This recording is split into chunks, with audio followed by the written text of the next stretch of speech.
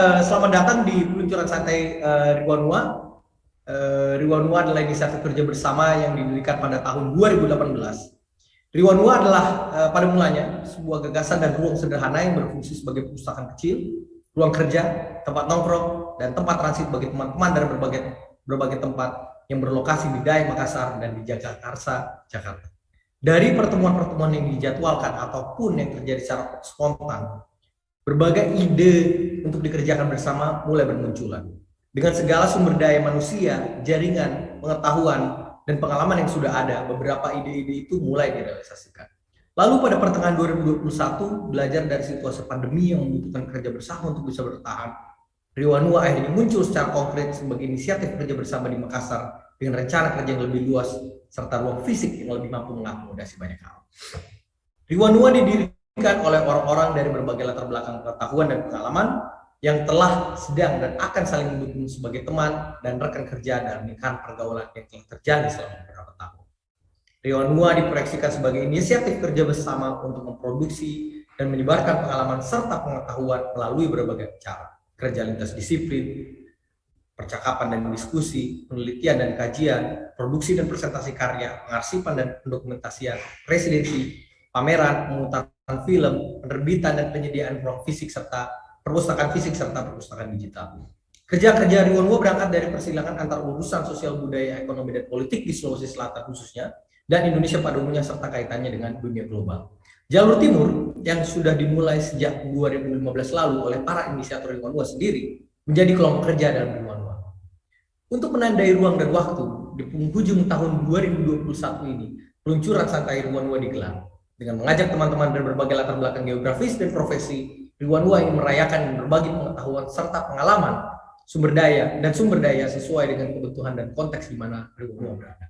Peluncuran santai saat ini akan berlangsung selama 15 hari dalam 3 rangkaian acara, yaitu nongkrong, perbincangan, dan lokakarya.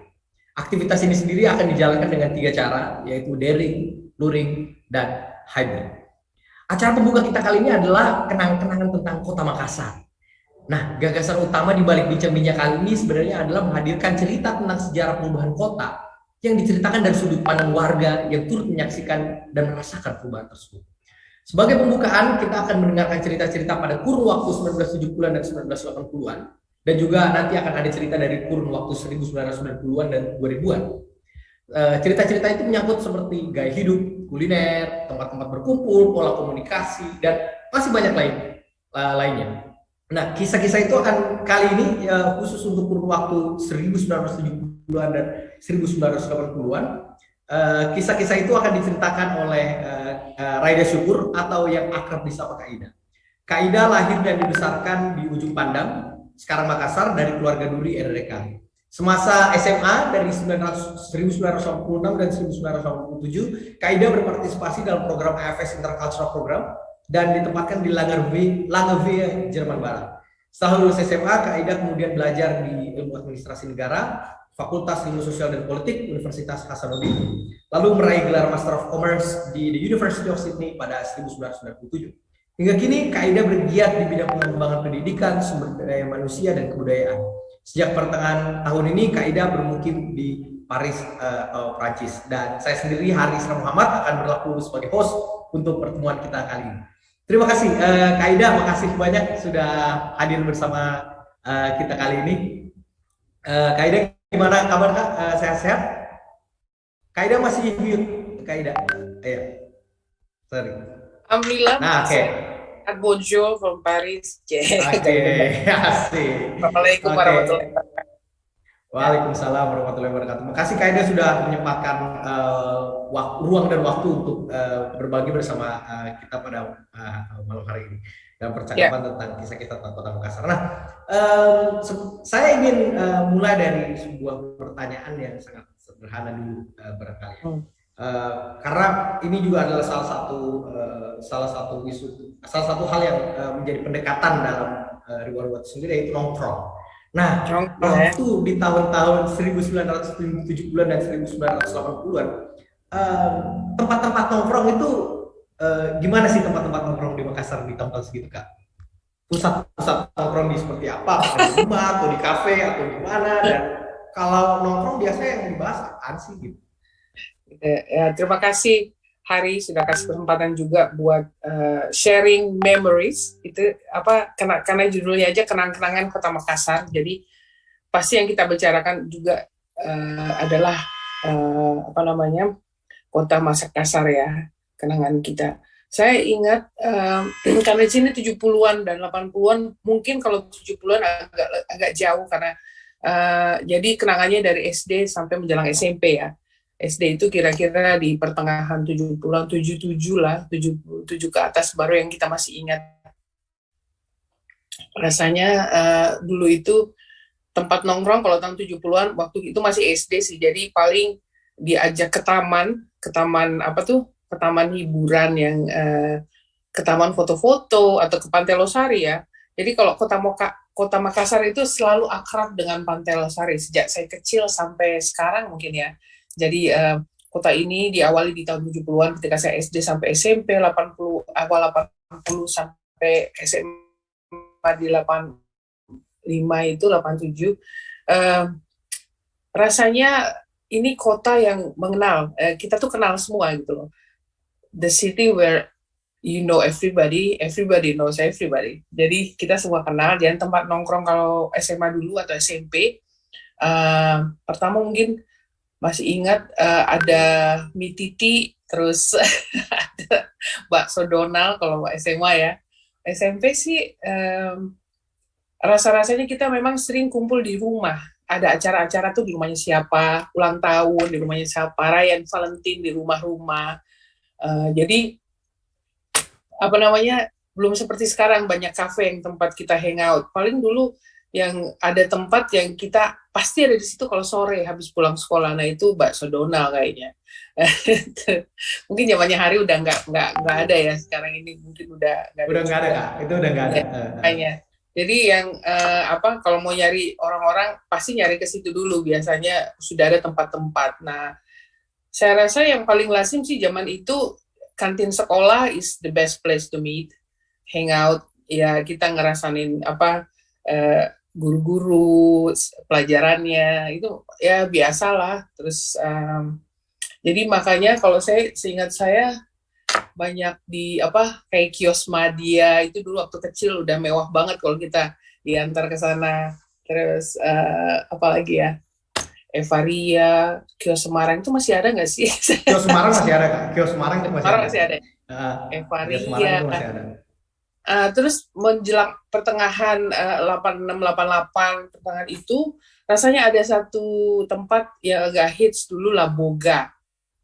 Namanya Laboga, itu juga tempat nongkrong. Terus ya tentu saja selalu ya restoran terpanjang Pantai Losari lah yang paling tempat kita selalu ada sore-sore. Juga Makassar Golden Hotel udah kayak itu masih ada juga kan, Makassar Golden. Masih ada. Di tempatnya itu teras, the best sunset you can see from there. Apa namanya, sunset terbaik yang pernah ada kata teman saya itu di Pantai Losari. Dan rasanya kalau apa bulan Ramadan orang semua pasti ketemunya di situ pas habis habis makan sahur. Terus ada trek-trekan, ramai sih waktu SMA. Ya. Nah, tadi Kak Ida sempat menyebutkan bahwa banyak kan nongkrong di rumah gitu, ketemu di kamar. Nah, apa perbedaan yang Kak Ida rasakan gitu ketika misalnya nongkrong dulu di rumah dan katakanlah sekarang kalau ketemu itu di kafe bukan di rumah lagi. Kira-kira apa yang membedakan gitu kan? Sensasinya atau cara berhubungannya? Ya. Kalau nongkrong di rumah itu kan kita menjadi lebih dekat ya sama teman. Karena dulu rumah saya juga dulu kan jadi kayak tempat nongkrongnya kantor AFS kan dulu sempat di rumah. Jadi anak-anak yang mau ikut ini atau yang sudah ikut yang jadi pengurus pasti nongkrongnya di rumah kami. Jadi memang tuh jadi lebih banyak minum kopi, minum teh, makan-makan, kayak kadang kita bawa sendiri makanannya, makan di rumah teman atau kayak gitu. Jadi lebih akrab, persaudaraannya tuh bisa terasa sampai sekarang. Teman-teman SMP saya sekarang, teman-teman SMA justru adalah teman-teman yang sampai sekarang yang masih deket banget gitu. Jadi itu lahir dari kedekatan kita, tidak selalu harus keluar uang banyak. tidak harus yang penting kita ngumpul aja. Ada biasanya tempat yang orang tuanya nggak terlalu banyak ikut campur. Kalau kita rame-rame teriak-teriak di rumahnya gitu, selalu pasti jadi tempat kumpul gitu deh. Saya rasa kalau yang di kafe ya harus terbatas waktunya, nggak bisa juga terlalu lama, kecuali kalau kita di warkop ya bisa berjam-jam. Berarti lebih dekat sama keluarga juga kayaknya, keluarga temannya kayaknya gitu loh. Benar itu it's leading like that. Jadi si orang tuanya juga jadi kenal sama siapa teman anaknya, hangoutnya sama siapa. Jadi kalau pergi-pergi juga, kalau perginya sama Ida Syukur, atau perginya sama Buyung misalnya, atau perginya sama Yaya sama Sudin atau siapa gitu kan, anaknya ini ada beberapa teman saya yang memang akrab di telinga orang tua saya, namanya yang selalu disebut kalau pergi. Jadi ya kita sering gitu, nggak terlalu khawatir lah mau pergi kemana sih gitu paling. Nah ini juga nggak sih Kak Ida, mungkin Kak Ida bisa ngerespon pernyataan saya ini. Jadi ini karena saya juga merasa saya adalah bagian dari suatu generasi transisi. Saya ingat waktu SMP itu kalau kita mau ke rumah teman sebelum ada handphone, itu kita ketok-ketok rumah itu. Kita ketok-ketok rumah, misalnya buka orang tua, secara nggak langsung kita kan berinteraksi gitu dengan orang tua. Iya. Nah, itu ketika sekarang ada teknologi, ya kita ngechat aja, saya udah di luar nih, keluar kok dulu ya, gitu. Keluar, gitu. Dan itu ada perbedaan-perbedaan kecil yang sebenarnya dengan adanya itu juga akhirnya interaksi dengan orang tua teman kita itu kurang dekat gitu loh. Itu bagaimana kayaknya? Iya, jadi saya ingat dulu waktu SMA ada satu rumah teman yang tempat kita belajar di situ ya. Jadi biasanya yang kenal kita itu yang suka buka pintu rumah. Jadi biasanya kan orang itu yang ini ada temannya ini, mungkin dia bersaudara 4 orang misalnya. Ini temannya si ini gitu yang datang. Jadi kita ada telepon sih, jadi selalu tuh ya kita, saya ingat dulu selalu koleksi uang 100, koin 100. Kenapa? Karena kita selalu sewaktu-waktu harus mampir di telepon umum, menelpon, kita udah jalan ya mau ke situ misalnya, atau ngasih tahu ayah kita atau orang rumah, saya nggak maghrib di rumah, agak telat nih karena saya masih di rumah teman, mau pulang nanti setelah maghrib misalnya gitu. Jadi penting banget itu koin, dan kayaknya memang budaya mengetok pintu, cari ada ini nggak, ada Ida nggak, Ida lagi pergi gitu misalnya, ya kecewa pergi nggak janjian. Tapi begitulah cara janjinya, kalau kita tidak bisa telepon ya paling langsung datang aja ke rumahnya, jadi surprise gitu ya. Lebih menarik sih sebenarnya, tapi saya juga heran, kita tuh nggak pernah telat loh janjian itu. Kita janjian nonton misalnya, nanti ketemu ya di sini nonton jam segini di bioskop Makassar gitu, pasti semuanya datangnya on time. Dan herannya pada belum ada HP aja semua selalu alasan kan, lagi on the way. Belum ada Sherlock. Makanya gitu. Saya sangat menghargai juga waktu sih kalau zaman dulu ya. Jadi kalau janji jam 3 kita ada di tempat yang ditentukan gitu. Kalau nggak kayak gitu ditinggal Kak. Pasti. Dan kalau kita ditinggal, kita nggak tahu nih gimana menghubungin orang yang di mana lagi jalanan gitu. Ya tapi saya bilang selalu ada tempat-tempat yang khusus yang kita bisa kalau jam segini pasti si Ida ada di sini nih. Kita datangnya gitu. Jadi kita bisa mempelajari ini ya, waktu-waktu tertentu, misalnya teman kita ini kalau jam segini nongkrong di sini, teman kita nih nongkrong jam segini gitu. Iya, atau di warkop. Waktu sosial kita yang di. Ya, waktu sosial. Iya. Biasanya antara jam 2 habis pulang sekolah 2:30 sampai menjelang maghrib sih, itu waktu-waktu di luar kita. Jarang sekali ada di rumah. Nah, berarti tadi Kak Ida juga mention nih, kan banyak kumpul-kumpul kebanyakan di rumah gitu. Apakah pacaran juga kebanyakan di rumah kan? Iya. Pacaran. Kalau dulu sampai sekarang saya lihat sekarang kan nggak ada lagi istilah landing. Dulu kan itu landing itu kayaknya udah kewajiban banget, malam minggu mulai jam 6:30, jam 7 udah si pacarnya udah datang ke rumah, nanti nongkrong di depan teras ngobrol sampai jam berapa, terus atau kalau nggak pergi gitu ya. Dulu sih orang ternyata pacarannya itu di rumahnya, nggak kemana-mana, paling nanti makan ke Titi atau ke mana warung apa atau restoran apa, habis itu nanti pulang lagi. That's it. such a boring life Nah, actually. nah ini menarik ini Kaida mention soal landing gitu loh.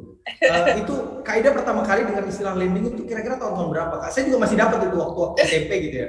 Oh, mobil landing ini SMP anak-anak, mobil landing ke sana ini. sekitar awal-awal 80-an itu kayaknya landing itu Hmm. kan nanti mendarat ya. Ya, Jadi ya. akhirnya dipopulerkanlah istilah itu bahwa kalau ada yang pacaran terus mengunjungi pacarnya itu dianggap oh dia landing ke malam minggu pasti landing lah.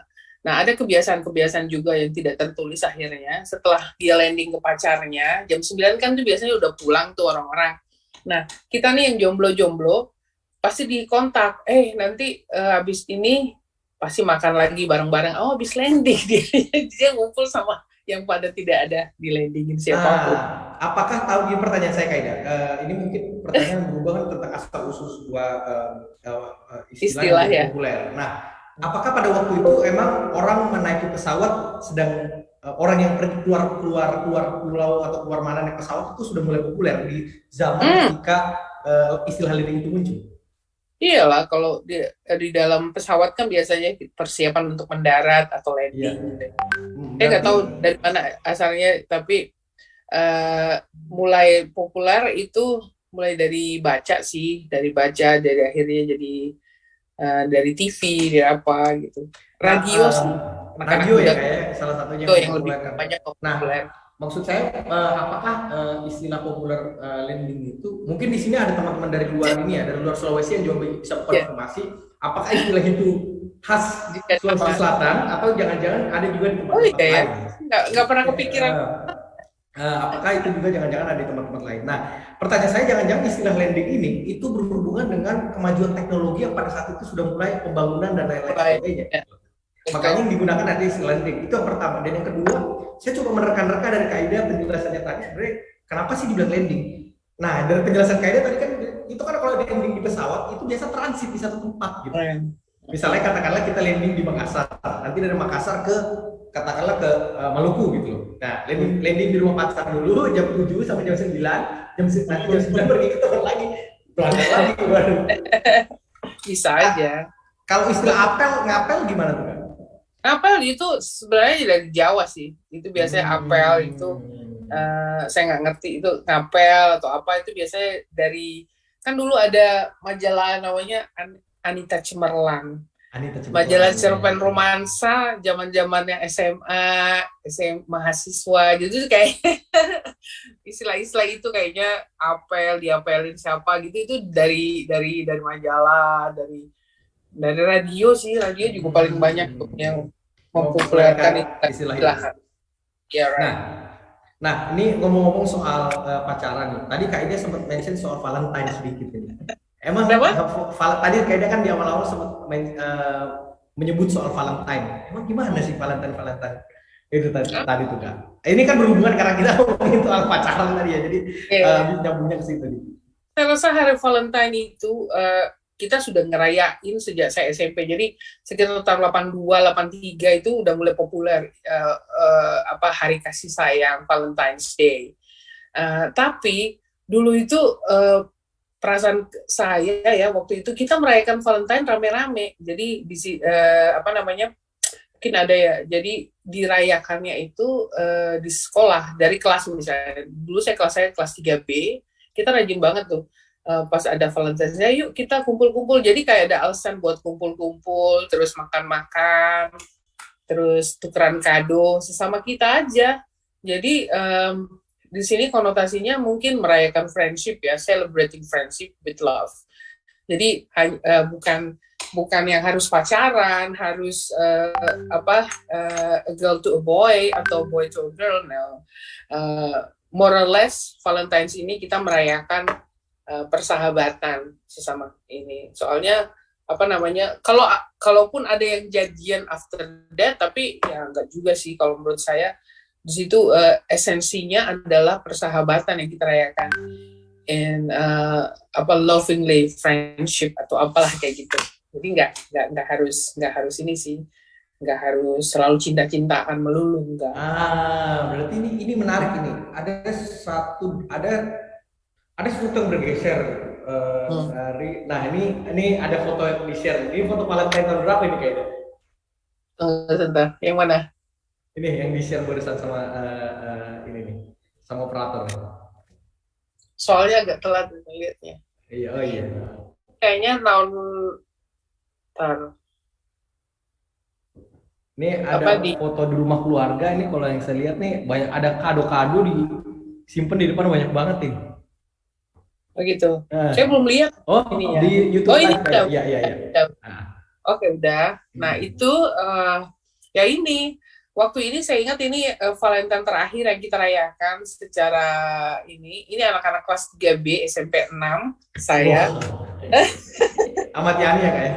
Ya Matian SMP 6 ini saya yang paling ujung kanan yang berdiri. Nah, Terus ada teman ini kita tuh kayaknya waktu ini sudah masuk SMA deh kalau nggak salah sekitar 84 atau 85. Terus kita kayak small reunion after 6 months or so. Setelah beberapa bulan terus kita kumpul tuker-tukeran kado lagi. Terus ya topiknya masih seputar Valentine's. Ini sekitar Februari tahun 84 atau 85 deh.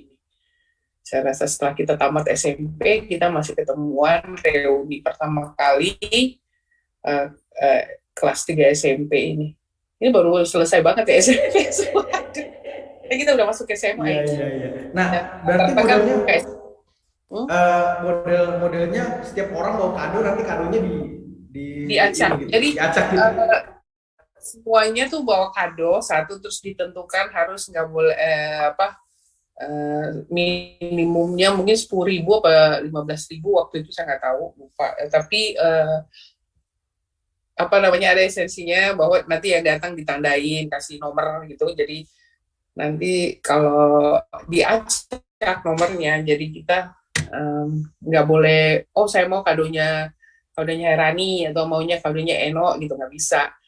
Karena misalnya kadonya lebih gede dari yang lain, tapi kita nggak tahu isinya kan. Jadi biasanya dikasih nomor, nanti acak aja siapa yang ambil nomor apa, terus Nah, itu untuk menghindari. menarik banget kan. Jadi ada di generasi saya ya, yang saya paham tentang Valentine itu udah banyak penjual bunga di pinggir jalan gitu kan. Banyak banget tiba-tiba penjual Ya, bunga. Apakah waktu itu juga banyak penjual bunga di pinggir jalan? Enggak ya? enggak sih, seingatku itu Valentine's Day, namanya hari kasih sayang. Jadi uh, mungkin kalau yang sudah Iya, pacaran iya, bisa iya. kali ya dia mengartikannya lain atau yang sudah punya pasangan waktu itu. Karena saya sampai SMA selesai nggak punya pacar, jadi memang selalu merayakan Valentine's Day secara general. With my sisters juga kita juga tukar-tukeran apa Hmm. kartu atau apa. Ya banyak sih menerima kartu kiriman apa Valentine cards dari orang-orang. Tapi ya itu tadi hanya menyatakan bahwa dia care about us. Ya mungkin juga ada underlying motif sih, atau nggak tahu. Tapi menurut saya kalau ada yang tiba-tiba kasih saya coklat terus kasih kartu, itu saya anggap aja oh itu dari temen yang baik banget ke saya, walaupun ya Iya, karena dia iya. kan nggak bilang apa-apa, jadi saya juga pikir Ya, enggak ngasih surat cinta ya kayak. ya ada sih yang kasih surat cinta lewat kartu tapi jauh nggak bukan di Makassar, jadi ya nggak apa-apa, kita Ya, juga ya. responnya apa aja Nah, biasanya. berarti ini saya melihat ada di generasi saya itu karena di generasi saya tadi gitu kan. Itu banyak penjual bunga di pinggir jalan. Nah, hubungannya sudah sangat personalized. Individu per individu. Dia bukan lagi satu hubungan kelompok gitu. Itu satu pergeseran menarik juga untuk untuk dilihat ya bahwa ada pergeseran dalam proses perayaan yang sifatnya sosial malah menjadi satu perayaan yang sifatnya individual semakin kesini. Iya, tapi memang sih kalau di luar negeri dari mana asalnya Valentine's Day itu you can be to anyone. Jadi orang yang pacaran bisa menyatakan lebih baik, orang yang baru mau naksir juga boleh menyatakan, tapi bisa sesama teman juga, sekelompok misalnya. Itu saya rasakan bahwa uh, banyak cara menyatakan love in general, bukan cuman hours yang sama satu orang misalnya. Kalau udah punya pasangan, misalnya suami istri atau pacaran apa gitu ya, mau itu ininya lah. Dan sekarang tuh kayaknya memang agak bergesernya, jadinya menjadi kayak lebih romansa ya, lebih Benar, romantis, terus benar. candlelight dinners ya Hmm. apa. Banyak sih memang begitu di negara asalnya juga seperti itu kalau untuk orang yang berpasangan, tapi tidak harus diartikan seperti itu, because love is so general, you can actually Bahkan kalau set kita lihat beberapa tahun terakhir udah banyak ada beberapa juga yang perubahan ya. kadang-kadang memprotes gitu kan, protes bahwa macam-macam lah. Nah, tadi kayaknya juga menyebutkan soal naksir-naksir dan lain-lain. Saya jadi penasaran gambaran ini sih, gambaran cowok perempuan dan laki-laki ideal di masa itu tuh seperti apa kan? Dalam persepsi anak-anak muda pada saat itu gitu ya. Kalau zamannya saya dulu itu ya waktu masih SMA, kita kan kiblatnya pasti ada majalah mode, majalah gadis, terus beberapa majalah-majalah lain lah yang yang kita selalu refer untuk mode. Jadi pada saat itu sih rasa-rasanya ada beberapa figur-figur yang kita contoh gitu, misalnya kalau cowok-cowok yang paling terkenal zamannya itu sempat membuming banget itu catatan si Boy kan, Ongki Alexander. Pintar, kaya, wah udah idola semua orang. Tapi banyak juga yang berpikir bahwa harus smart. Jadi kalau orang itu harus yang ganteng itu bukan hanya parasnya aja, tapi dia juga harus articulate, harus smart juga. Kalau bisa ketua OSIS atau apa. Kalau dari segi penampilan gimana Kak?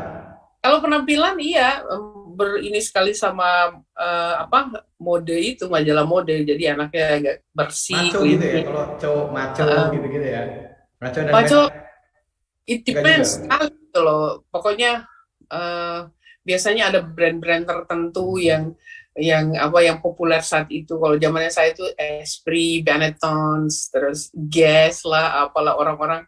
Kalau kaos-kaos itu orang semua harus punya HNR.Gue inget banget dulu. Wah, itu tuh. Kalau nah kalau di generasi saya tuh ada tingkatan sendiri lagi kan. CS, Hammer gitu-gitu loh. Kayaknya orang semua ada kayak gaya-gaya naik gunung, sepatunya mesti Adidas kayak atau apa gitu loh. Saya ingat betul tuh harus ada ada zaman-zamannya waktu SD misalnya, kita tuh pernah ada satu ketika semua orang harus pakai sepatu yang model sepatu balet, and even a tomboy like me, papa beliin sepatu balet, padahal saya tuh nggak cocok banget pakai sepatu itu, cuman karena orang lain semuanya begitu, jadi kita juga pengen gitu loh. Terus nanti SMP beda lagi. Nah waktu di SMA itu lebih spesifik saya rasa, jadi sudah ada gambaran gaya apa yang selalu pengen kita tampilkan ya, paling jeans ya, harus jeans itu Levi's 501, terus silver tape lah, red tape, aduh itu kayaknya yang kalau orang-orang pemerhati mode yang memang suka ini itu sangat penting banget tuh harus pakai kayak gitu loh. Jadi jeansnya, kalau dulu saya ingat banget kalau ke kampus misalnya tahun 88 ya ke atas itu pakai Converse. Itu sekarang sepatu Converse sampai sekarang masih ya. Itu sampai sekarang kan? Sampai sekarang sepatu Converse, terus jeans, baju putih biasanya kemeja putih atau kemeja kotak-kotak itu aja. Ransel. That's it. Itulah gambaran yang bagi saya yang dulu sangat populer itu orang-orang hampir semua. Ada juga yang jalur feminin yang harus pakai roknya yang cantik apa segala macam. Tapi berkiblatnya banyak dipopulerkan oleh majalah-majalah. Majalah ini sangat menentukan selera ini ya Kak ya? Selera orang-orang ya, bisa dibilang begitu ya. Misalnya kalau sekarang kan udah banyak banget referensi gitu ya. Pada saat itu kan dari referensinya kebanyakan dari majalah ya. Gitu ya. Referensinya terpusat pada majalah. Influencer. Iya, kalau sekarang influencer. Influencernya kita dulu itu ya model-model itu, Wiwit, apalagi dulu tuh yang namanya saya ingat ya. Iya, Vera itu ya sama ada nih yang mau Kusnadi gitu deh. Pakai apa sih gitu. Tapi ya memang udah ini sih saya lihat zaman 80-an itu Makassar juga nggak ketinggalan banget dengan Jakarta. Kita hampir sama dalam segi mode, fashion, dan senangnya ya zaman itu saya ingat betul sampai akhir 80-an 90-an lah ya, itu kita sangat menghargai brand Indonesia juga dulu. mungkin juga akses untuk brand-brand apa yang global itu masih jarang sekali juga ke Indonesia. Kita belum ada copyright juga apa segala macam. Tapi kayak Cory Kastubi, Robi Tumewu, terus ada Gia Sukasa. Dulu tuh kita bisa dapatkan di mall-mall gitu. Di Indonesia kan dulu yang paling di Makassar kan itu paling sejahtera ya, yang paling Iya, banyak.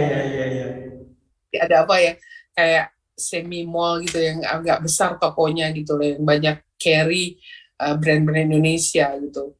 Nah, untuk baju-baju remaja sampai ke apa yang mahasiswa kayak kita gitu kan seneng banget kalau bisa pakai punyanya Cory Kastubi misalnya warna-warni, atau Robi Tumewu yang apa yang smart casual gitu. Dia suka sih itu kan dari dulu memang batik Palembang itu songket gitu, tapi buat pesta ya. Tapi kita dulu bangga banget pakai itu.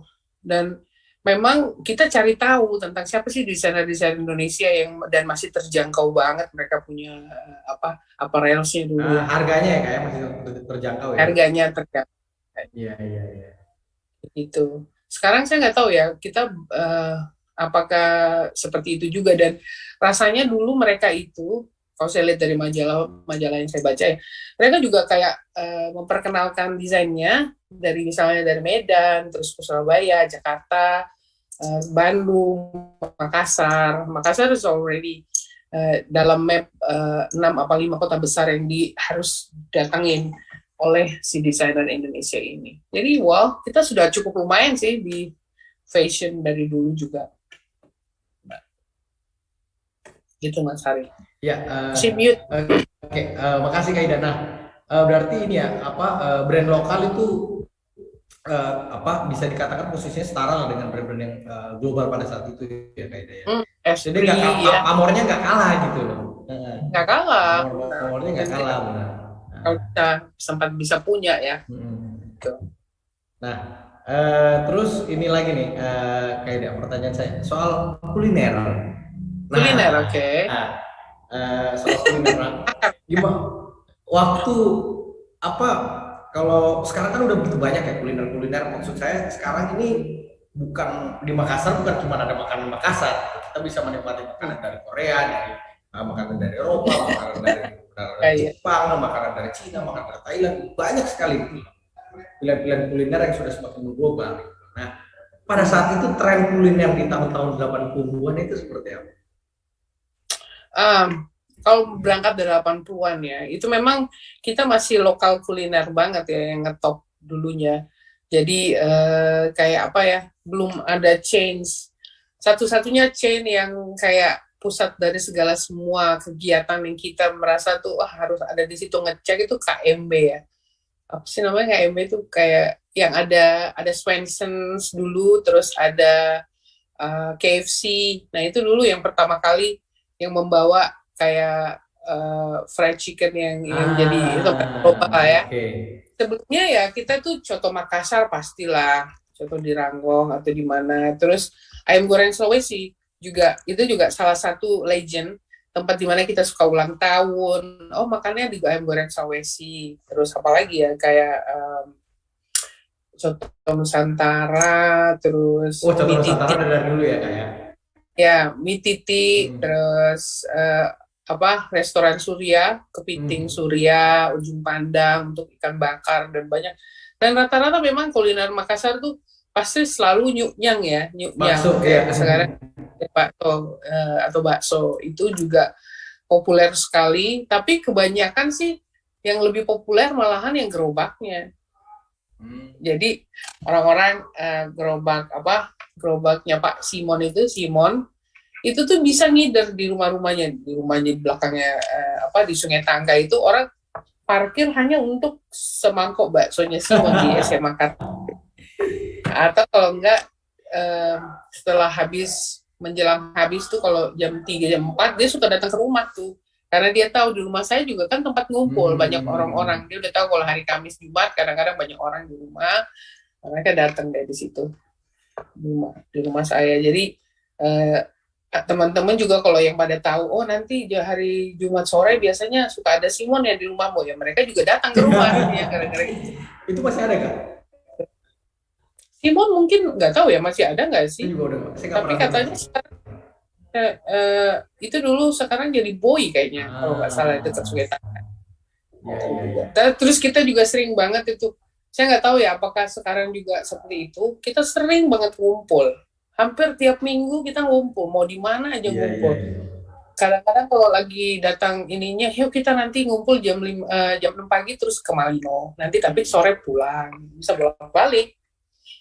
Atau ini, paling gitu aja sih. Karena terbatas tempat, Iya. kayak sekarang kan kafe banyak, ini banyak, apa kayak klub-klub itu banyak. Dulu ada juga namanya zigzag gitu kan, tempat kita makan juga. Sebelum ke zigzag makan dulu di mana. Tapi Ah, kalau kuliner sih nggak terlepas dari pisang epe dan restoran terpanjang di Pantai Losari itu. That's the best way to find food. iya, Ya iya, iya. itulah. Nah, Ada terus sampai jam 3 pagi juga ada. nah, soal ntar kita akan balik lagi ke soal Losari, Hmm. Kak Dara. Tapi Losari ya. saya tadi saya pengen sedikit menggali. Tadi Kak Ida menyebut tentang catatan si Boy. Nah, saya ingat jadi saya mungkin itu menjadi pintu masuk untuk melihat apa sih film-film yang begitu, katakanlah film-film yang begitu dikenang dan bahkan bisa dikatakan bisa cukup berpengaruh di masa masa Kak Ida. Nah, saya ingat bapak saya pernah cerita waktu di bioskop Palopo dulu itu ada filmnya Rano Karno Gita Cinta dan SMA. Itu katanya SMA. di Gita Cinta dan SMA itu sampai 8 kali diputar di bioskop. Dan saya dengar cerita lagi dari teman yang dari Wajo, dia cerita itu bahkan saking populernya Rano Karno sampai ada orang yang bikin tai lalat di sini. Biar tato tai lalat di sini biar biar biar bisa mirip sama Rano Karno gitu. Nah, film apa di masa-masa kayak ini yang punya resonansi serupa gitu? Saya rasa sama lah Rano Karno Esi Rano Gusman Karno ya ya. paling itu kita cinta. Terus apalagi banyak sih. Kalau yang saya ingat dulu karena juga suka film-film barat, ada itu apa Flashdance, Oh, Flashdance, Flashdance. Ya, ya. terus Footloose, apalagi ya banyak sih. Saya ingat ada kebiasaan-kebiasaan kita dulu di tahun itu karena seperti yang saya bilang kita kan terbatas sekali ruangnya untuk hangout. Jadi kebiasaan keluarga kami dulu itu malam minggu nonton midnight. Nonton midnight. Kenapa? Dulu sebelumnya sih setelah ada bioskop yang baru namanya bioskop Makassar waktu itu. Sebelumnya kan hanya ada artis, terus ada Itu di mana tuh Kak bioskop? artis, Bioskop Makassar itu di mana? jalan apa ya itu? Jalan Bali apa jalan apa sih itu? Pokoknya daerah-daerah sana. Masih ada kok sampai sekarang kayaknya bioskop Makassar itu. Makassar Teater namanya. Itu dulu sampai ada 2 teater. Itu kayaknya hits banget itu tempat itu di akhir 80-an, 89, 88 gitu deh. 9 mau 90. Nah, itu baru kita bisa dapat film-film Hollywood at the same time waktu diputar di sana gitu loh. Jadi nggak terlalu lama jaraknya. Kadang-kadang kan kita hanya bisa baca aja beritanya bahwa ini menang Oscar apa segala itu nanti terus baru nanti datang. Saya ingat sih dulu ada bioskop artis, ada bioskop istana, bioskop khusus film-film India namanya bioskop Dewi, khusus bioskop istana khusus film-film Cina gitu ya. Jadi ada segmentasi ya, kayak ada masing-masing bioskop punya segmentasi filmnya sendiri. Iya, jadi waktu SMP itu saya ingat itu yang juga sama kayak Gita-Cita itu kayak Hari Hanggara itu loh. Film tentang penyiksaan ibu tiri itu dulu genre-genre yang apa kayak Ratapan Anak Tiri itu yang kayak kalau nggak salah itu namanya bioskop Madia. Sekarang itu bioskop Madia jadi bank kalau nggak salah. Jadi bank BII ya, bank apa sih itu di Jalan Kajolalido ya, dekat Atira itu. Nah, itu di situ dulu ada bioskop yang khusus film-film Indonesia yang agak bagus gitu kayaknya. Kan ada juga yang bioskop yang memutar ya bioskop kelas BC lah yang film apa namanya film yang plastik banyak yang nggak jelas. Bioskopnya itu ada kelasnya ya kayak ada kelas A, Iya B, dulu C. Iya. Dulu itu ya, saya ingat sekali teman-teman saya ini mungkin ada yang online teman-teman saya zaman dulu suka bilang, kita nonton yuk di bioskop apa namanya, bioskop Benteng apa bioskop Jaya. Itu kalau itu kan biasanya film-film udah lama-lama mereka dapat reel filmnya terus diputar. Nah tengah-tengahnya katanya ada film esek-eseknya 5 menit. Iya iya iya iya iya iya. Terus mereka biasa malam jam 9. Nah, orang tuh jadi sekarang lagi di Jaya lagi putar itu. Jadi orang nganti kenapa mau nonton film bokep tapi cuma 5 menit. Dan itu juga kan filmnya nggak bersambung gitu. Saya sih nggak pernah, cuma diceritakan sama teman saya aja bahwa di tengah-tengah tuh biasanya suka tiba-tiba ada 3 menit, 5 menit, tiba-tiba film esek-esek banget, udah orang-orang pada mau nonton karena itu katanya. Tapi saya bilang saya udah antri, udah beli tiketnya, tapi kita tunggu sampai habis, sampai ngantuk-ngantuk, nggak ada juga tuh ya. Tapi berarti caranya si bioskop ini untuk creating buzz bahwa di situ kalau kamu nonton ini ada ini, itu benar-benar tiba-tiba dalam satu ketika orang semua pada pengen lihat gitu ya, nggak tahu lah. Nah kelas-kelasnya apa aja tadi tuh Kaida kan berapa kelas dan masing-masing kelas muter film-film apa aja? Kalau saya lihat dulu ya, kalau bioskop Madya itu biasanya mereka ada film-film Indonesia yang agak lumayan bagus lah kayaknya. Bioskop Madya ini kelas apa? C? Kayaknya kelas A lah, kelas B lah kelas gitu B ya untuk film Indonesia. Dia khusus film Indonesia yang pada saat itu bagus kayak Kita Cinta ini, terus film-film yang rapi film gitu ya, yang lumayan lah pada saat itu. Terus ada lagi artis juga lumayan bagus, artis banyak juga bikin film-film action ya. Karena artis itu kayaknya gedungnya ada 2 deh atau berapa itu untuk ini. Nah yang paling bagus sih saya rasa ya itu Makassar Theater, karena udah masuk Cina pada akhir-akhir 90-an juga itu 80-an sudah mulai ada bioskop 21 masuk. Nah waktu itu masuk film bioskop yang kecil-kecil ini sudah mulai agak terganggu karena mereka kan akhirnya jadi kayak nggak kebagian film. Waktu itu kan memang diisukan bahwa 21 kayak monopoli gitu, film-film baru dan lain-lain. Saya nggak tahu sih, tapi yang penting di keluarga kita dulu itu, dan rata-rata teman saya juga ada yang seperti itu, bahwa kita tuh ketemuannya pas kalau ada pemutaran film pertama itu biasanya diputarnya midnight dulu, tidak langsung pagi. Jadi untuk film-film yang dapat Oscar yang sedang ini biasanya mereka dapat reelnya diputar untuk midnight. Jadi kita ngantri lah itu, beli untuk midnight. Biasanya saya bersaudara 7 orang, kadang-kadang yang bisa tuh paling 5-6 orang sama bapak saya almarhum. Terus sampai sana nanti ketemu sama bapaknya juga, ketemu ini sama bapaknya juga gitu kadang-kadang, atau sama saudara-saudaranya. Jadi kayak yang seperti saya bilang tadi, kalau di Makassar itu everybody knows everybody. Jadi hampir semua hal-hal itu melibatkan keluarga. Kita jadi kenal teman kita baik ini, tapi kita juga kenal bapak ibunya pasti. Kalau mereka juga kenal kita sama sekeluarga. Paling bagus sih kalau kumpul-kumpul itu ya ketemu-ketemuan ya paling pas midnight show itu justru lebih rame gitu.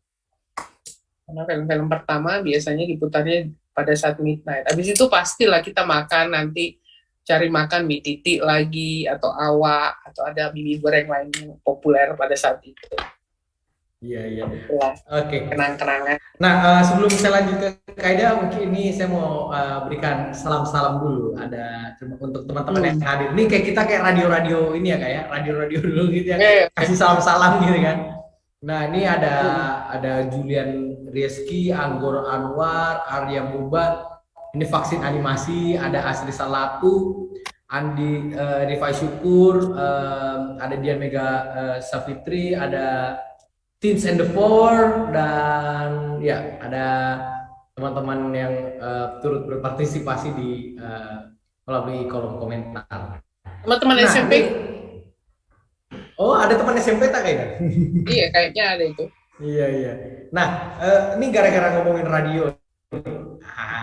Berarti zaman-zaman Kaida ini kan zaman-zaman yang menikmati radio. Saya ingat itu, bahkan saya pernah satu kali di awal-awal tahun 2000 ngedengerin kakek saya nonton PSM lewat radio, dengerin PSM lewat radio gitu. Jadi ngedengerin itu, ngedengerin komentatornya lewat radio gitu.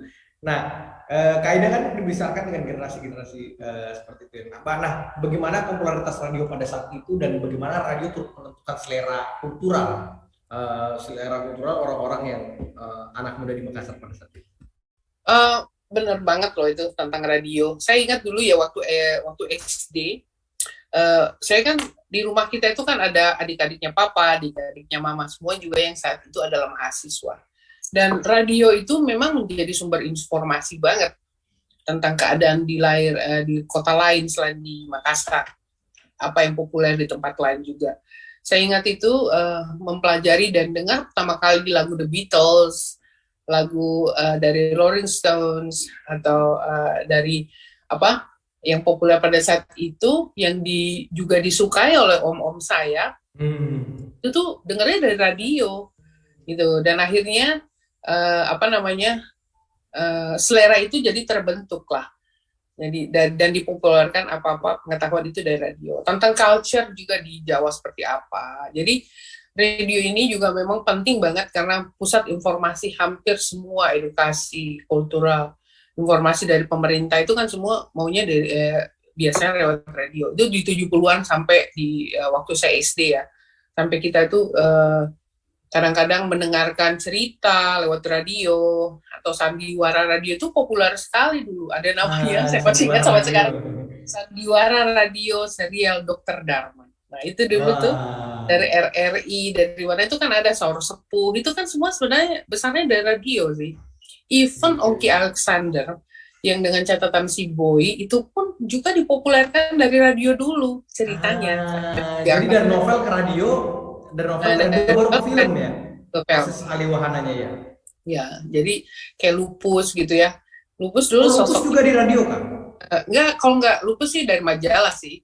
Tapi maksud saya itu kan jadi diperbincangkannya di radio juga. Gitu. Saya di tahun 88 sempat bergabung di Merkurius FM sebagai sebagai DJ tamu lah. Karena saya waktu itu memang belum boleh. Mungkin karena masih 88 pulang dari Jerman itu saya masih SMA. Tapi sudah dikasih kayak slot acara waktu itu. Acaranya adalah Me and My Diary itu. Jadi kita bercerita tentang anak-anak KFS yang datang di Makassar, terus kita undang lah satu-satu, saya nanti wawancara kayak gini lah. Terus nanti juga saya ceritain pengalaman saya waktu itu di Jerman seperti apa yang baik yang bisa kita aplikasikan di sekolah kita sendiri, itu juga kita populerkan atau kita introduce dari radio juga. So radio itu sentral banget deh, dan kayaknya kita juga dulu punya fans sendiri sama kita sama suaranya orang tuh si announcer radionya gitu loh. We don't know them, tapi kita tahu dari karakter suaranya bahwa ini orangnya, kita bisa membayangkan sendiri orangnya seperti apa. Padahal hanya dari suaranya aja. Gitu loh. Jadi bisa ngefans. Tadi saya lupa menyebutkan kepada teman-teman, barangkali di sini ada teman-teman yang belum tahu ini. Tadi dia nyebut beberapa kali tentang AFS. Jadi itu AFS Intercultural Program adalah program pertukaran pelajar yang dimulai, singkatannya American Field Service, yang dimulai pada 1956. Dan awalnya Amerika dulu ya Kaida, yang nanti lama-lama banyak negara-negara lainnya. Nah, itu menarik banget tuh. Rumah Kaida kan pernah menjadi hosting siswa-siswa ini ya kayak siswa-siswa dari mancanegara gitu lah. Nah, bagaimana tanggapan mereka soal Makassar tuh kan? Tanggapan. Jadi ini kita mau coba lihat tanggapan orang luar terhadap Makassar pada saat itu gitu. Ya, alhamdulillah. Kebetulan saya dari tahun 84 itu keluarga kami sudah jadi host family. Ada satu anak dari Amerika, Cameron Ellison dari Seattle waktu itu, yang tinggal setahun di tempat kita. Dan kebetulan sekolahnya sekolah SMA Kartika waktu itu. Waktu itu saya masih kelas 1 SMA, dia udah kelas 3 di SMA Kacak ya. Dan tadinya dia datang itu ke Makassar anaknya pendiam sekali. Terus datang ke Makassar melihat orang Makassar yang betul antusias ya. Selalu kalau dengan orang ini dia jadi akhirnya jadi cerewet setelah maksudnya jadi banyak bicara setelah dia bergaul sama anak-anak Kartika, terus punya teman-teman, terus dia kan juga anak-anak FS yang lain yang returnee yang selalu datang di rumah juga akhirnya ngajak dia jalan dan banyak program-program kultural yang ini. Oh ada satu dulu zaman itu peran Benteng Ujung Pandang Fort Rotterdam itu banyak sekali apa ini budaya gitu loh, seni-seni budaya yang ditawarkan sejak saya SMP sampai SMA juga masih. Saya nggak tahu apakah sekarang masih seperti itu. Jadi ada kayak klub-klub dramanya, ada klub yang museum yang tentang cerita. Jadi kita selalu bisa tahu tentang kalau orang pengen tahu tentang Makassar, tentang sejarahnya bisa ke situ. Nah, anak-anak yang selama saya menjadi pengurus ya, yang mengurusin anak-anak asing yang datang ke Makassar ini, hanya butuh 3 bulan sampai mereka bisa bahasa Indonesia dengan logat Makassar ya. Tentu saja bukan dengan bahasa Indonesia yang baik. Jadi kalau dia nanti pulang kembali berkumpul setelah setahun kan itu mereka ada reorientasi namanya. Setelah mau pulang itu ada orientasi lagi seminggu di Jakarta. Nah ketahuan banget nih anak-anak yang pulang yang dulu tinggalnya di Makassar karena logat bahasa Indonesia itu beda banget sama teman-teman Jawa atau di mana. Dan mereka bilang dan mereka sangat senang karena that's so cool about it karena teman-temannya bilang oh kamu bahasa Indonesianya beda sama ini tapi logatnya aja yang beda karena mereka bahasa Indonesia tetap masih bisa komunikasi cuman mereka tetap bisa dengan logat Makassar gitu dan rata-rata sih hampir semua bisa mengikuti budaya Makassar yang sangat sosial yang sangat apa namanya ya itu tadi kekerabatannya tinggi sekali kalau orang Makassar kan di ada istilah motong mati kalau temannya nah itu kayak gitu motong mati kalau temannya ya. Kalau sudah teman ya teman your friends forever anak Makassar tuh kayak gitu menurut saya apa yang ada di teman-teman saya itu kita tuh kayak gitu friends forever banget jadi teman-teman SD, teman-teman SMP gitu ya, SMA sampai sekarang itu benar-benar adalah teman yang terbaik yang sampai sekarang yang karena teman SMP, SMA akhirnya mahasiswa ketemu lagi. Jadi kita memang circle-nya itu aja. Jadi very good. Itu makanya kayak Kak Aida tadi bilang ya, ini orang-orang Makassar yang saling mengenal satu sama lain. Iya, benar. Nah, ini nih, sebelum kita buka sesi ini nanti di nah, kalau soal ini nih Kak, yang saya tiba-tiba kepikiran tadi karena kan banyak anak-anak di sini tadi terus pegang HP dan lain-lain. Gimana sih permainan apa ya? Permainan waktu di masa permainan anak-anak katanya gitu ya, di tahun-tahun ketika Kak Aida 70-an, 70-an 80-an itu lah. SD itu akibat dari SD SMP ya. Kalau SD itu memang anak-anak kita lebih banyak outdoor sih. Hampir semua kegiatan kita kalau pulang sekolah itu outdoor. Dilakukan di luar rumah. Misalnya mengaji pun kita kan keluar dari rumah ke tempat mengaji bersama teman-teman gitu ya. Kadang-kadang sampai di rumahnya si guru mengaji kita harus angkat air jadi ada kegiatan-kegiatan yang istilahnya orang Sunda tuh ngariung selalu sedikit-sedikit ngumpul lagi kayak gitu.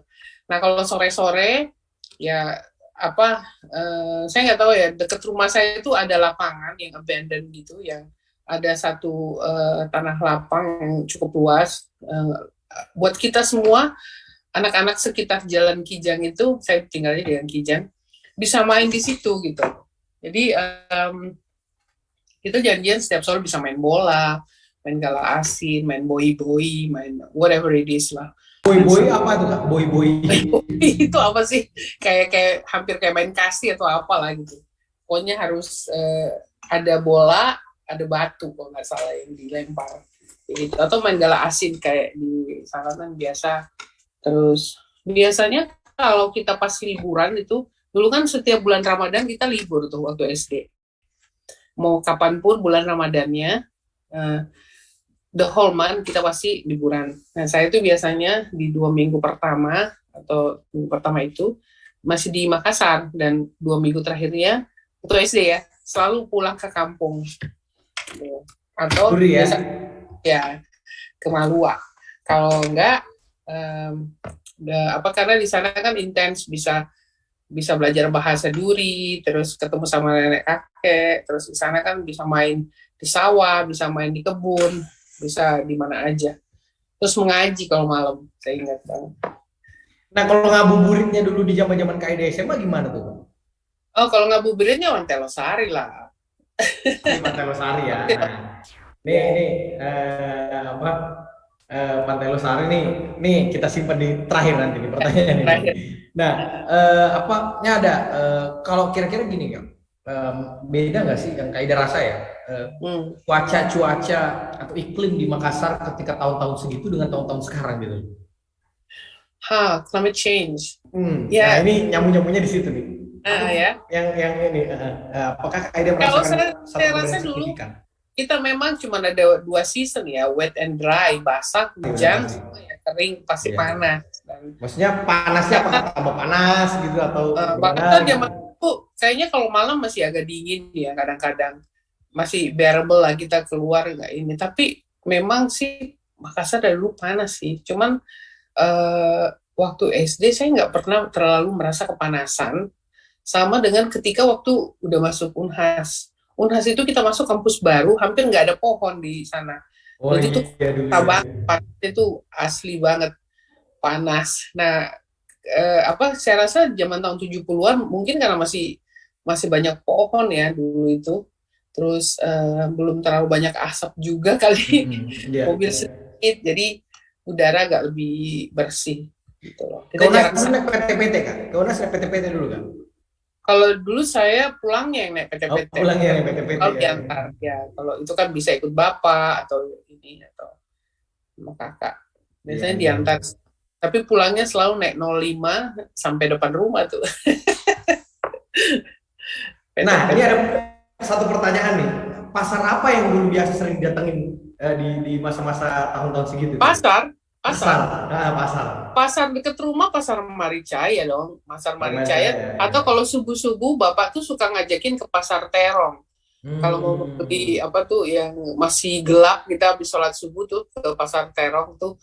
Saya bisa melihat tuh petani-petaninya yang dari Takalar dan itu masih pakai sepeda datang tuh. Pakai sepeda datang menjajakan dagangannya. Mereka. Jadi kita tuh first hand banget ininya. Dapat wortelnya pasti masih segar, sayurnya semua segar, dan ayah saya tuh sampai saya besar pun selalu memelihara kebiasaan ke Pasar Terong. Kalau pagi-pagi dia iseng kalau misalnya ini, yuk ke pasar yuk gitu, bawa orang-orang. Dulu kita besarnya. Adik saya si Titin tuh yang sering banget pergi sama bapak ke pasar karena biasanya subuh baru tidur. Ada kebiasaan itu waktu saya kena insomnia ya, subuh baru tidur saya jarang pergi ke pasar jadinya gitu. Tapi saya ingat pengalaman saya dulu waktu kecil suka diajak sama ibu atau tante saya yang lagi ke pasar tuh ada penjual pecel di dalam Pasar Maricaya itu enak banget rasanya tuh kayaknya yang saya tuh kayaknya amazed banget lihat dia caranya mengulek itu yang sampai sok terus dipincuk gitu, ditaruh di ini bisa dalam satu kali gitu bisa buat 6 porsi tau. Jadi untuk bumbunya. Jadi saya kayaknya itu yang saya sampai sekarang nggak bisa lupa. Si Bibi itu kalau saya udah capek jalan ngider gitu, saya di tempat pecel aja nungguin, liatin dia itu. Nanti saya dijemput lagi sama tante atau waktu itu sama ibu saya pulang. Karena pasarnya nggak jauh dong. Saya ingat tuh Kak, di Palopo juga pernah dulu di pasar niaga Palopo PNP itu ada sering di tengah pasar itu orang pedagang-pedagang yang nyanyi-nyanyi gitu loh sambil jualan gitu. Ada nggak pengalaman serupa di pasar-pasar yang pernah kayak di Makassar? Nyanyi-nyanyi sendu gitu. Enggak sih, saya enggak ingat. Cuman kalau meneriakan dagangannya iya. Kayak penjual ikan tuh biasanya yang ribut tuh penjual ikan, penjual nyanyi enggak ya? Enggak, kalau nyanyi saya enggak. Saya nggak ingat ada itu. Cuman kalau ikan juga kita dulu suka ke Palelongan, tempat lelang ikan. Itu di tempat kalau mau beli ikan yang segar ya mesti ke Palelongan itu. Nah, itu sama sekarang sih tuh kan. Ya, Nah, tapi mungkin sekarang agak lebih bersih ya kali ya sekarang tempat hmm, pelelangan ikannya. Istilah itu dulu bilangnya palelongan. Nah, itu tuh the best. iya iya Ya iya. kalau Iya. mau the best ininya sih memang deket situ pasti ya. Di Makassar itu kan memang terkenal sama seafoodnya. Jadi banyak Hmm. restoran-restoran atau rumah makan. Ada dulu namanya rumah makan kaki lima tuh, itu juga enak banget. Oh, Akhirnya jadi di mana restoran tuh? di Hmm. dekat Masjid Raya, persimpangan Masjid Raya. Itu dulu saya ingat banget ya tuh, kayaknya ngetop sekali deh. Karena kayaknya Kalima judulnya. Jadi Iya restoran iya Kalima iya. yang ada. Ini sampai sekarang kali masih ada barangkali ya. Saya juga Hopefully. nggak begitu memperhatikan di sini. Nah, Mm-mm. terus ini nih, Kak. Nah, kita kembali ke Pantai Losari nih. Ini kayaknya punya memori yang khusus di Kaida dan generasi-generasinya gitu loh. Apa apa sih yang spesial di masa Kaida ya? Apa sih yang spesial dari Pantai Losari gitu, Kak? Um, Kalau Pantai Losari itu sebenarnya adalah center of everything kayaknya. Karena dia tuh jarang banget ada kota. Saya udah banyak sekali yang kota yang saya kunjungi dalam hidup saya. Tapi hampir jarang ada yang bisa kayak Makassar. Mungkin di Hawaii kali ya. Yang pantainya itu ada di tengah kotanya. Hmm, Situasi dan dan bagus, diperbaiki dengan baik. Nah, pada saat tahun, seingat saya sih yang paling ini tuh berbekas ketika SMP SMA lah ya. Pantai Losari itu punya banyak arti ya, mahasiswa juga ada zaman mahasiswa. Karena apa namanya? uh, Ya seperti saya bilang tadi, ini tuh kayak restoran terpanjang seinilah, restoran panjang istilah kita, restoran terpanjang sedunia nih kayaknya nggak ada nih, adanya di situ. Karena dari ujung ke ujung kan itu penjual berbagai macam makanan kan ada di situ ya. Dan banyak kenangannya juga, yang seperti saya bilang tadi, Losari punya sunset yang paling indah. Kalau kita iseng pengen pengen lihat sunset, kita lihat Losari yuk, lihat Losari udah mau sunset nih, gitu. Matahari terbenamnya the best they can get. Kalau kita bareng-bareng sambil nunggu matahari terbenam bisa makan es teh tuh, mampir aja markir terus jalan ke situ. Saya nggak tahu, itu yang saya miss dari Ujung Pandang sebenarnya. Karena kalau saya lihat dari pernah ya beberapa tahun lalu sebelum itu direklamasi dan dijadiin seperti sekarang, which is saya rasa nggak ada masalah juga karena mungkin jadi lebih bagus. Cuman saya miss saat-saat kita duduk pada saat musim hujan, kalau itu lagi pasang, itu ombaknya tuh bener-bener bisa terpercik ke muka kita loh zaman itu. Jadi bisa kerasa sampai sampai segitunya gitu kan. Jadi apa namanya, kenangan itu yang sampai sekarang saya masih masih sayang banget, kok kayak rasanya hilang. Jangan-jangan nanti kita kalau mau dapet sunset yang bagus mesti harus keluar duit dulu ke daerah sana, karena kayaknya sekarang kalau nggak salah terakhir ke Makassar tuh udah beda iya, bentuknya ya, itu udah di harus reklamasi Kak. Jadi ini Losari ini ada lagi depan sini. direk- Lagi jadi udah bukan gerbangnya lagi untuk udah bukan yang hmm, lepas iya lagi kan bukan kayak lepas dulu. lagi. Ingat dulu itu ya, um, ada best view kalau ada pertandingan festival sandek, kapal sandek yang dari itu tuh. Nah itu kan kita bisa lihat tuh ya, dia berjajar dengan rapi dari pinggir pantai Losari itu, kita bisa lihat tuh.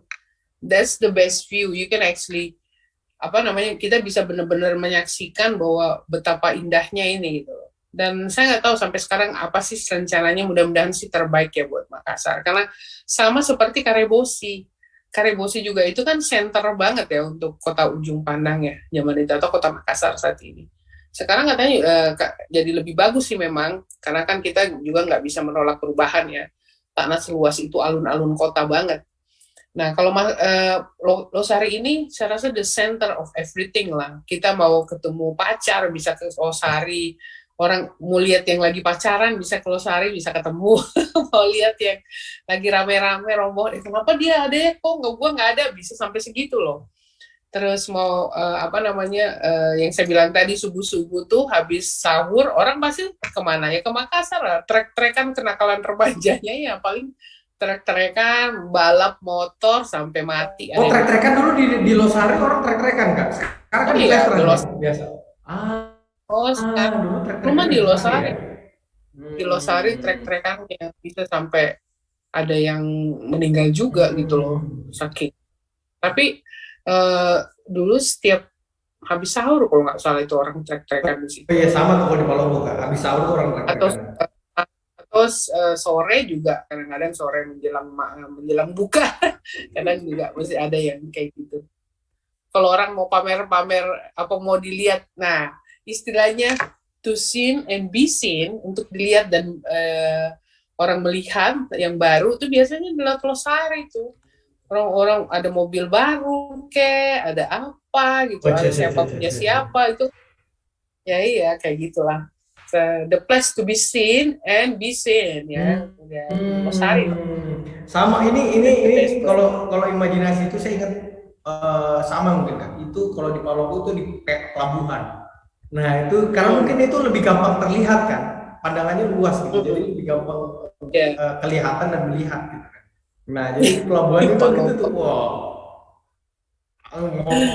Parkir gitu. Ini Ya kan. mirip imajinasi sama imajinasi Losari yang kayak dia ceritakan tadi.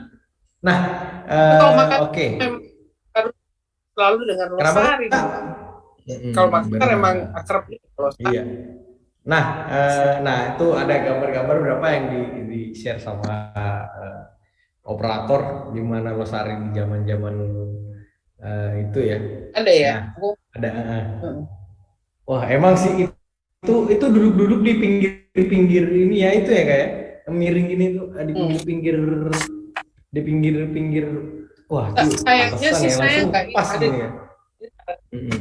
Saya ini foto adik saya lagi nih. Oh ini nih dia nih ya. Sunset di Makassar. Paling Iya. bagus sih dari MGH lihat yang udah reklamasi zaman Hmm. zaman 80-an.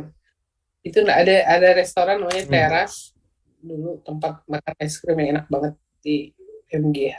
Wah, ini emang langsung laut lepas dulu itu ya. Langsung kelihatan di bawah kita turun tuh langsung Laut, tak gitu. Sekarang itu tergenang iya, soalnya gara-gara reklamasi itu jadi tergenang turun ke di situ situ dan bau sih. Mm-mm. karena banyak batu karangnya. Mm-mm. Jadi orang cuma duduk di situ aja sambil lihat. Eh, dan kayak Ya sudah duduk-duduk ada di tanggul lah. kesepakatan bersama. Jadi duduk-duduk di tanggul gitu ya, Ya, duduk kayak di pokoknya itu. di tanggul. Nah, Saya sebenarnya punya foto-foto banyak sekali di Bandung, cuman ya karena lagi di sini iya. jadi nggak dibawa. Boleh lah nanti Seandainya. kita kalau ada ini kalau mau pameran Nah, Makassar Foto Tempo dulu ini, gitu ya kita apa, scan-scan ini bisa foto-foto lihat ini. nih, ini Makassar itu bentuknya tuh kayak apa namanya kayak tembok gitu, terus di Tanggul ada bawahnya ke tanggulnya bawah gitu. gitu. Itu kalau airnya bisa sampai kita bisa sentuh airnya kadang-kadang kalau lagi pasang. Asik banget ya. Dan pohon-pohon kelapanya tuh liuk-liuk gitu, ada memories ya, Memories kenangan ya. itu Iya. ya nggak bisa. Oke. Kalau kita ngomong Losari itu terlalu banyak nostalgia langsung. Oke. Ya, dan Oke. Saya kira dari teman-teman lain Mbak ada yang mau pertanyaan lagi atau tidak ada. Ini kita sudah ini nggak terasa loh, udah sejam lebih loh kita cerita Kaida. Udah sejam lebih nih kita cerita. Nah, jadi oke, apa nanti oh, ini setelah ini juga nanti pada tanggal Selasa 7 Desember di jam yang sama, jam 8 jam 20.00 WITA malam atau jam 8 malam ada tamu kita juga Hasanah Dewi. Dia seorang profesional yang lahir besar dan sampai saat ini tinggal di Makassar yang akan bercerita tentang kota Makassar era 90-an dan 2000-an. Nah, ini sedikit udah ada yang sedikit beda nih, di zaman-zamannya udah ada MTV ya kan.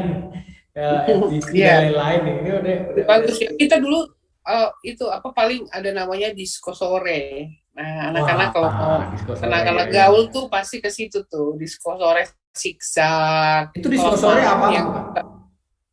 disko sore itu kan ada klub malam kayak diskotik namanya zigzag di MGH.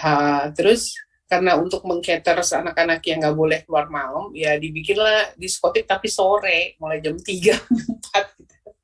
Jadi anak-anak SMA bisa ke sana, juga bisa apalah. Tapi even lo yang malamnya pun yang kita temui kan teman-teman kita juga, jadi nggak terlalu berbahaya, nggak terlalu seperti yang di film-film lah. Kalau ke disco itu bakal ketemu orang yang nakal-nakal, semua ya ada juga kali ya, tapi more or less yang kita temui juga teman-teman kita sendiri juga dari kampus yang sehari-hari kita lihat di kampus juga ada. Iya. Dan biasanya Jadi kita tuh juga nggak tiap malam minggu, kita perginya kalau ada yang ulang tahun atau kalau ada yang lagi ada acara yang diadakan, misalnya Beatles Night atau Queen's Night, kayak yang jadi lagu-lagu ini yang di gitu. bukan grup-grup disco sih, tapi maksudnya lagu-lagu yang diputar aja. Jadi atau kalau DJ datang dari Jakarta, ada DJ datang misalnya, kita datang rame-rame. Tapi isinya semua teman-teman kita juga lah yang datang itu. Berarti image orang, jadi kan biasa tuh ada image kayak wah ini orang kalau pergi ke diskotik anak nakal nih, gitu kan biasa ada image-nya. Waktu itu nggak ada image gitu tuh, nggak ada kan? Enggak, kalau saya ada juga kali ya orang-orang seperti itu. Cuman kalau saya dulu kalau kesana itu kan sama kakak saya atau dengan adik saya juga dan teman-teman kita sekelompok, karena kan kita memang seperti saya bilang dari awal, kita tuh sering berkelompok. Jadi pasti kalau ke situ berkelompok. Jadi teman-teman ekonomi, anak-anak dari fakultas apa itu ada di sana, ada gitu. Nah, jadi di sana akhirnya si Siksak ini juga membuka sore hari, nah namanya disco sore. Terus ada juga disco pakai sepatu roda loh, jangan salah, di Makassar Jumbo namanya. Disco pakai sepatu roda ya. Iya. Kalau Zigzag yang itu namanya apa sih, kumpul bocah. Saya jarang sih adik-adik saya itu Sonia dan teman-temannya anak-anak SMA waktu itu yang suka datang di sana. Kalau yang kayak kita ini ya paling datang malam, dan itu juga rame-rame, nggak pernah sendiri-sendiri atau berdua gitu, jarang banget. Biasanya kita selalu rombongan. So no harm done, we survive all the kita survive dengan ya. Dan memori saya rasanya teman-teman saya sampai sekarang yang lebih dekat itu ya teman-teman yang ada di zaman itu, zaman 80-an sampai sekarang lah, teman-teman mahasiswa, teman-teman ketemu SMP, SMA, itu adalah teman-teman yang baik sampai sekarang, kayak gitu. Network friendship-nya ya terbentuk dari situ. Gitu. Iya. Sekarang udah banyak, terus saya jadi pejabat lah, jadi bupati lah, jadi apa, udah banyak sekarang semua dah. Tapi pasti masih ingat waktu kita SMP ngapain, SMA kita di mana gitu loh. Terus masa-masa 80-an itu adalah masa-masa yang stress free menurut saya. Kenapa? Karena yang nggak kayak sekarang ya, terlalu banyak beban, banyak informasi, terlalu banyak kekhawatiran tentang ketidaksetaraan, kekhawatiran tentang perbedaan agama. Nah dulu tuh kita nggak ada sama sekali seperti itu. Mau perayaan agamanya teman kita yang lain, kita juga ikut merayakan, dalam artian tidak serta-merta ya seperti sekarang tuh terlalu jauh kalau ininya gitu loh. Orang menjadi sangat peduli tentang orang tuh agamanya apa. Dulu tuh kita berteman nggak pernah peduli mau agamanya apa, mau dia sukunya apa, nggak ada. Dan stres kita paling cuma waktu mau panas doang, atau mau ulangan, atau pas kalau sedih juga kalau pas lagi ada yang putus cinta, terus only that, nggak ada terlalu banyak sekali masalah. Karena hampir levelnya tuh hampir sama semua sih, kesusahan kita juga pada saat itu getting information atau apa. Kalau tahun 70-an saya rasa waktu SD hampir semua orang susah kan, karena pemerintah juga susah gitu. Jadi nggak ada yang terlalu susah-susah amat, dan kita nikmati aja dengan ini. So we survive our youth. Kita survive dengan baik tahun 80-an sampai ke 90-an dengan baik saya rasa. Dan alhamdulillah teman-teman yang ketemu di tahun 80-an sampai sekarang masih jadi teman baik banget sampai sekarang. Dan itu yang harus kita be grateful for that. Yes. Oke, makasih banyak Aida. Wah ini perbincangan yang saya sendiri nggak pengen menyimpulkan, karena menurut saya kesimpulan itu kadang-kadang ada sesuatu yang jahat Ya, yang nggak akan usah. mengurangi banyak banget hal ya gitu. Jadi biarkan aja tadi cerita-cerita itu mungkin Nah, hinggap jadi di memori teman-teman gitu. betul. Memori Itu dan yang kenangan paling teman-teman. bagus saya rasa Hari. Iya, iya. Karena 80-an memang masanya adalah yang kita semua baru terimbas banyak informasi, teknologi juga banyak Hmm. yang baru, terus apa namanya, lebih global lah Makassar itu. Euforia terhadap kebaruan gitu ya, kayak cukup besar pada Banyak, saat itu ya. kita banyak ini yang baru, jadi kita memperbaharui diri kita juga Iya. dengan banyak membaca, dengan banyak memperhatikan dan lain-lain. Jadi kalau saya bilang sih Makassar zaman itu jangan banyak orang pikir karena di Jakarta terus Makassar jadi tertinggal, nggak juga. Dari segi fashion, makanan, apapun hampir sama lah di mana semuanya. Jadi pada saat kita ketemu bahwa oh ternyata di mana-mana pun itu sama aja ya. Yang kita concernnya apa zaman itu dulu dengan ini. Saya ingat kita ditambah 6 bulan sekolahnya sama Daud Yusuf karena harus persamaan dengan jadwal dunia. Iya. Ingat gak? Itu dulu tahun 70-an kalau nggak salah. 79, 80. Jadi makanya semuanya yang kena itu ada tambahan 6 bulan. Sekolah kita jadi satu Iya, iya. tahun, satu semester. Ya, kayak gitulah. Jadi tempat-tempat nongkrong, kita udah ngobrol fashion, terus ulang tahun, terus selalu yang paling heboh tuh ulang tahun 17. Iya, iya, iya, iya, iya. Gimana tuh? Paling heboh. Iya, jadi semua orang merayakan ulang tahun 17-nya dengan kehebohan masing-masing di rumah-rumah sih biasanya. Jadi ini saya ingat Saya masih dapat juga sih Kak, 17-an di rumah itu.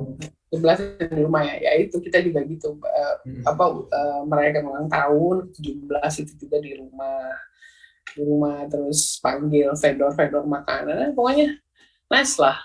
Jadi menurut saya that's one of the thing tahun 86 87 kalau nggak salah itu ya, karena saya ingat ulang tahunnya adik saya juga itu udah yang ramai banget waktu itu.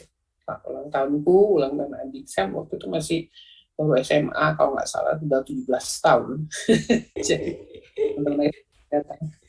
So that's it Iya. again. Oke. Kita Thank you, bisa makasih.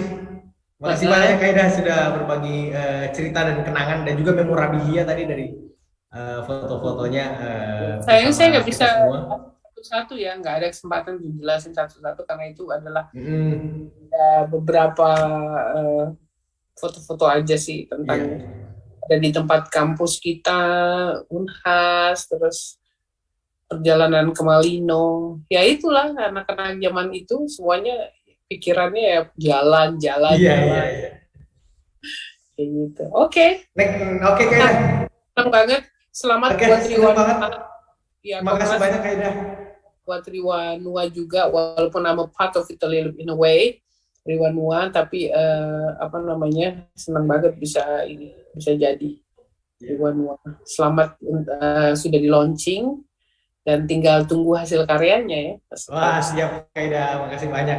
Makasih banyak Kak Ida atas sekali lagi atas waktunya dan cerita-ceritanya yang sudah dibagi kepada kita semua. Dan sekali lagi sebagai pengingat kepada teman-teman, jadi kenang-kenangan Kota Makassar ini masih ada lanjutan satu edisi lagi yang akan digelar pada hari Selasa 7 Desember pukul 20.00 dengan tamu Hasanah Dewi, seorang profesional yang lahir besar dan sampai saat ini tinggal di Makassar. Ia akan bercerita tentang Makassar era 90-an dan 2000-an. That's nice. Jadi harusnya ini akan ada. Iya, harusnya Hari puterin lagu-lagu nih harusnya. Wah, bener, puter-puter lagu-lagu. Ya, nanti bener tuh kayak itu ide yang menarik banget. Nanti di tahun pas 90 2000 kita boleh putar-putar lagu yang berkaitan dengan itu. Harusnya Oke, makasih banyak. Ya. Makasih banyak juga buat teman-teman semua yang sudah hadir di live YouTube kita. Terima kasih dan sampai jumpa, dan jangan lupa untuk bisa dikunjungi lebih lanjut di riwanua.id. Kita masih banyak banget program sampai tanggal 19 Desember.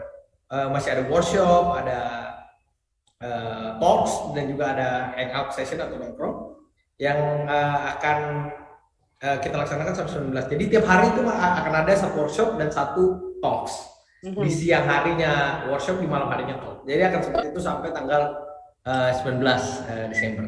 Wow. Nah, kurang lebih seperti itu. Dan jadi teman-teman kita akan segera bagikan kepada teman-teman apa aja sih dari 14 hari ini atau 15 hari ini yang akan menjadi, yang akan kita diskusikan dan akan kita bahas di setiap hari. Oke, terima kasih. Jadi pantengin saja ini Instagram Ridwan Noah dan juga Facebook Ridwan Noah untuk lebih lanjut tentang program-program kita selanjutnya selama peluncuran, dan juga bisa lewat website www.ridwannoah.id. Saya Harisra sebagai host malam hari ini mengucapkan selamat malam kepada teman-teman semua dan terima kasih. Sampai jumpa lagi di